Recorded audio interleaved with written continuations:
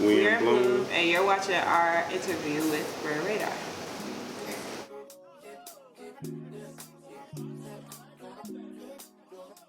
Okay, so how did you guys meet? Ooh. My friend Chris. Short answer, Chris Music. Chris Music. I went to middle school with Chris. And Chris invited me over for a session at his house. Yep. Ended up finding out we had a lot of mutual friends too, just in the area and whatnot. Yeah, but no, that was the first time I ever met him. He came in, hopped on the mic instantly, ready to work. So that was what's up. I was still kind of shy and getting into my creativity, I would say. So You weren't shy. Just a little bit. You about the same. I wasn't. I would say. Yep. That's So what would you say like is your creative process together? Like what's a day in the life in the studio with you guys? Sit there. And Sit there. Transparently though, I feel like one of the interesting things about our relationship is like I'm day and he night.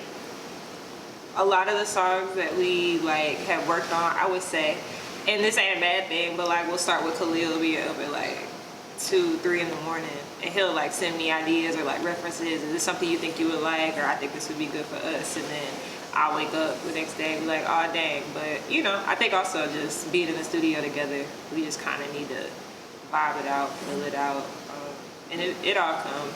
Some days it's the music first. Some days it's the words first, and it's like, dang, we gotta find something. And Khalil been getting into his like production bag too recently, so it's been cool to kind of like build from scratch with him. Yeah, literally day and night. Now, I never thought about it like that because I'll be working like till like 3 a.m., 4 a.m.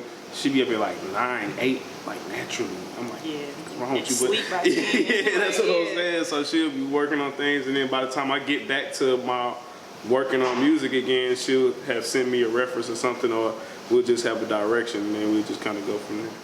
So what would you guys say that you would like your legacy to be as a duo and individually in your own creative lanes? You can go individually first. Go individually. I feel like me making music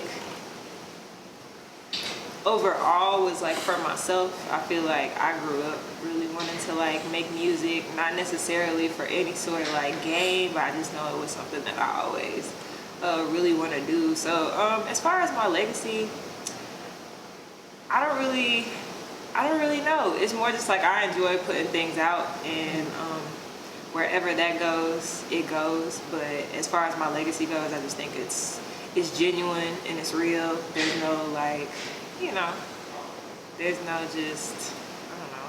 I'm not chasing nothing for real. I'm just chasing an opportunity to do something that I love. So I would say that would be my legacy. I'm not doing it for pats on the back or nothing like that. I'm just doing it because it's something I love, I really care about. And yeah, that's when I inspire me. I mean, honestly, kind of like the same, pretty much.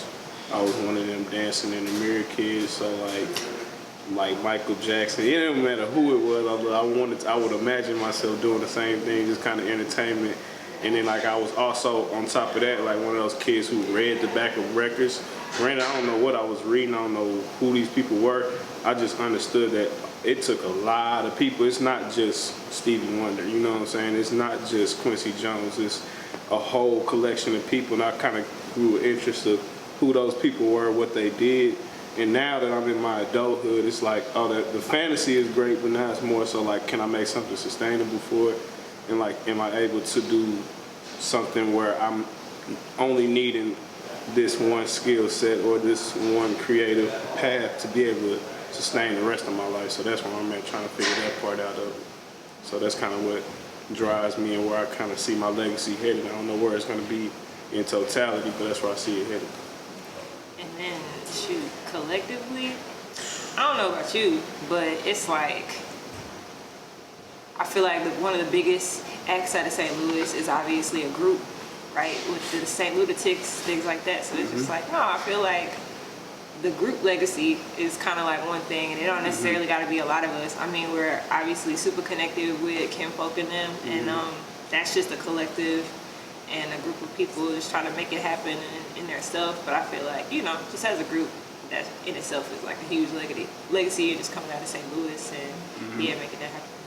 So. Yeah, it's right in itself, because like it's another one of the things like I always dream of, like, I always wanted to be in a band. Like, I never really honed in on any instrument. I used to play different instruments throughout school and whatnot, but I never honed in on any one instrument. So I was like, how I'm gonna be in a band, and then kind of like the perfect type of situation came about. And I mean, when it comes to both of us and like a legacy as a group, I just feel like we already inadvertently do things that are unique. So I think that kind of in itself, we create something that could be a blueprint for somebody else in the future. You know what I'm saying? It's not anything that I've ever seen, to be honest with you. I may be hyping us up a little bit more, but it's sincerely not anything that I've ever seen before when it comes to our dynamic and how we, you know what I'm saying, how we create. So it seems like you guys like to collaborate a lot. So outside of each other, who are like some of your top dream collabs? Beyonce, that's really dreamy. I'm trying to think. A lot of one of the ones I'm thinking about I could dance is with Let Me people Down. like locally. I love to work with Maxa. I really like her voice. Yeah, I see her performing a lot and things like that. But yeah, I'd love to get in the studio and just write with her. We've been talking, so that'd be cool. KB for sure. Goes crazy locally. I've been working with even 4 Deep real tight. I don't know. I feel like that would also be tight too. I never said that out loud, but Yeah. the 4 Deep and Bloom collab is And them been the homies go for crazy. a while, so yeah. Yeah, and then big time. I like people like Sid. I feel like we just make a bop. I feel like just the vibe, the music already kind of goes with the type of stuff that we be on. So I feel like that would be a really tight collab. I'll say that's my dream collab. And Victoria Monet. Yeah. Mad Keys for sure. Like, enough said. That's definitely one. That's one of the top ones on my list for St. Louis especially. It's a lot in St. Louis. I'm not gonna lie, and then I don't be able to come to mind. But another person would be Thundercat. If I were to go on a major scale, not a major scale. I'm not gonna say it like that. But Thundercat definitely, just because he's a writer too, and I kind of know a little bit about his background, and I know he's not just singular in what he makes, and I think that he would almost throw me off as to what I would think that we would make, and it'd be like, this is not what we make it off. And then let me see, I'm gonna pick one more. Unknown Mortal Orchestra, Ruben, forgot his last name, but I don't even know if I would just more so want to be a fly on the wall and be like, add that real quick and then just fall back and see what he does with it. Cause like, I just would like to be able to witness that creative process because it's a real different sound and a real distinct sound, and it kind of has allowed me to be more free with what I'm doing. I think between him and Tame Impala, like I really like found like a different frequency almost, and it's really inspired me a lot. So I'll say them people. That was 4, 3. I don't care. Yeah. What I said. So I did see a post that you made, and you said you would like music to take you somewhere new. Oh damn, that was So all right. so Well what researched. are some places that you would like music to take you guys? I mean, literally too. Like I'm trying to go out of the country. Yeah. Like actually be traveling. Like of course within the country, it's a lot of places that I haven't been, but I want to go to Canada, man. I want to trying to go to Egypt, man. I'm trying to go to Africa. Well, Africa and Egypt. I'm trying to go to Europe. I want to actually travel and see things that I never thought that I would really be, necessarily seeing.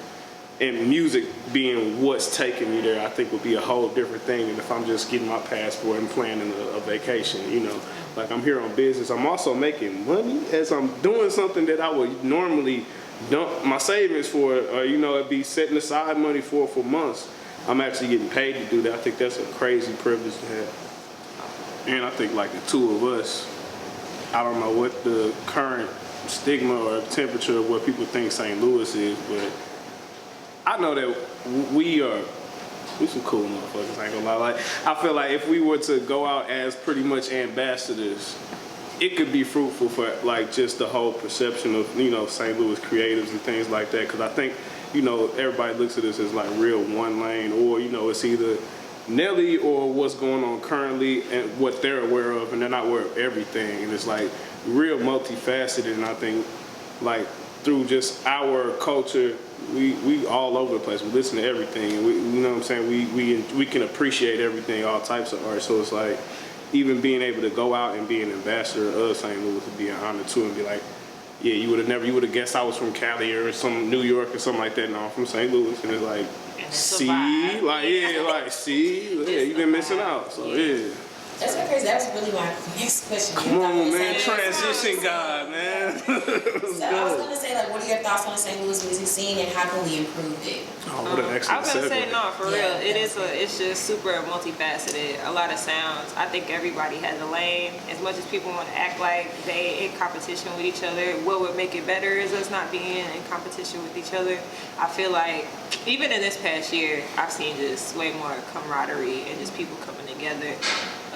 Different events, sessions, like just really trying to bring that to the light, that we all are from the same place, but we all do bring something different to the table and celebrate that instead of trying to pick and choose. So, And as far as like lifestyle, like I feel like in St. Louis, a lot of us in our age and genre of creativity, we kind of have similar backgrounds. So we kind of came up the same ways, like meaning like we had parents that listened to Earth, Wind and Fire, parents that listened to Marvin Gaye, parents that listened to The Temptations.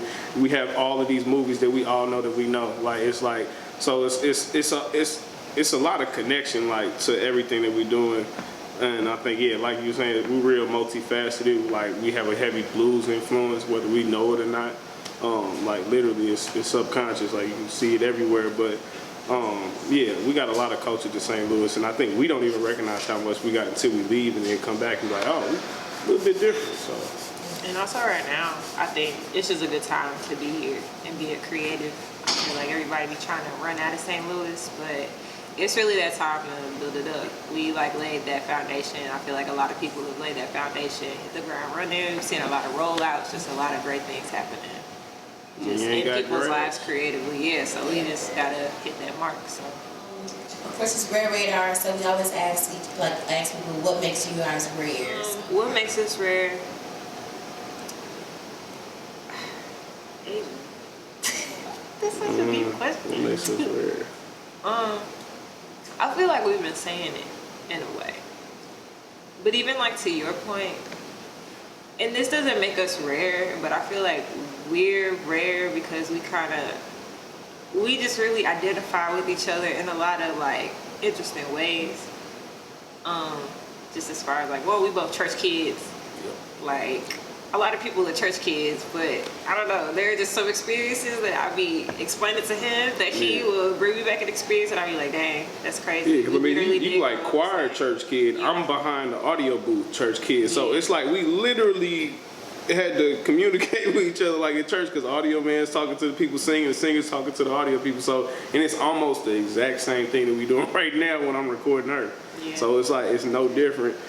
But man, what makes us rare? What makes us rare? I don't know, Asian. What makes us rare? I just say the way we build. I ain't gonna lie to you. Like, we are very different. I think it comes out. It comes out in person. It comes out in the music, in the way the music is structured and written. Like, I think we take I'm gonna call it a contemporary approach to like almost a classic type of format. But we have really kind of mastered and still are mastering, like adding our own twist to that type of thing. And it's like, it's all these layers. Like you said, we came from church. That's still in me. Like, you know what I'm saying? Like that will never leave me. That's like a very thick layer. yeah, like that was most of my life. So it's like that's still in me.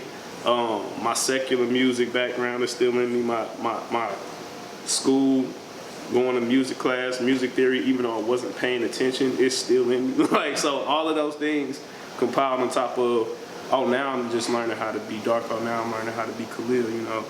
That adds the new element to it, and we both kind of in the same bucket when it comes to that, I feel like. So that's what makes us rare. Yes. Question, what's next for you guys?